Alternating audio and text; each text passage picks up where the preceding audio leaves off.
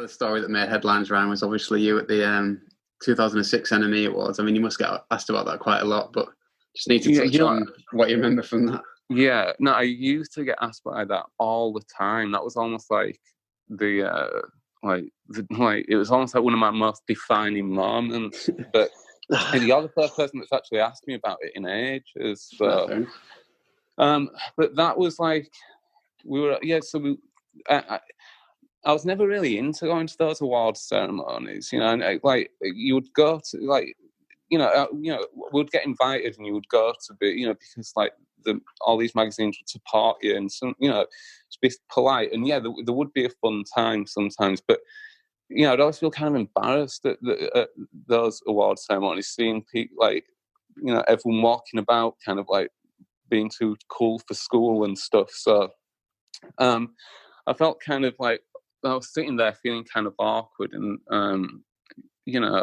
obviously we've been drinking a lot because that is what happens at those award ceremonies. And I can't fully remember how it happened. I remember that I think it was It was something like Peter Hook or someone was presenting an award to Franz Ferdinand, and they weren't there. So he said, "Oh well, Kaiser Chiefs can have it."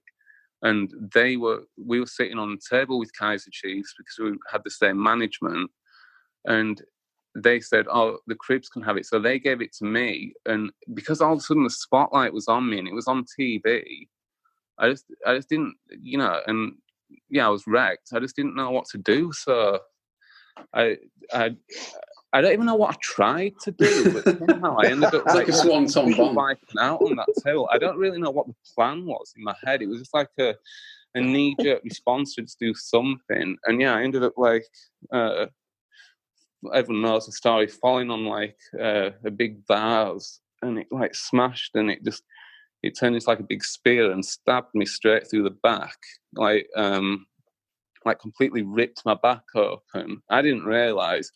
Went on stage, took the award, and when I left came off and went backstage, everyone that I encountered was just like drip white and like really freaked out, looking like, "We've got to get you out of here." And I'm like, "Why? What's going on?" And they're like, "You've got to get out of here." And I put my hand on my back, my fingers just went.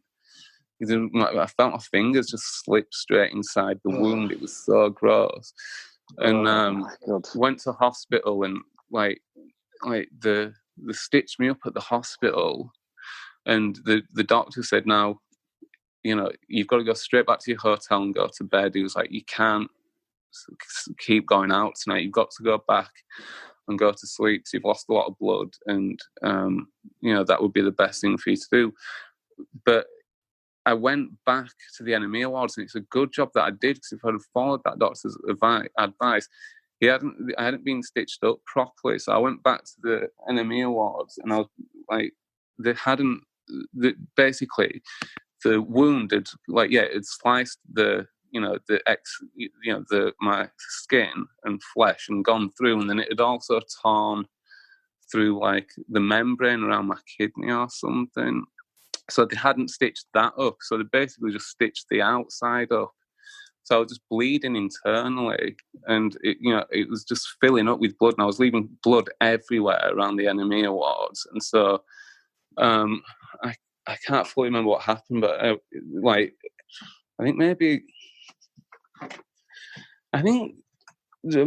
the story is that someone found me passed out somewhere. So that I'm assuming that that's what happened. But I got taken back to hospital, and they had to undo the stitches and then stitch me up internally, and then I was okay after that. But it was really bad. It kind of freaked me out a little bit afterwards. Once after we got home and after all that was done, it kind of freaked me out how dangerous it had been. You know what I mean? Because it was reported, and everyone thought it was a cool story and it was really funny and stuff, but it was actually it was actually super dangerous, Yeah. But it's still a funny story.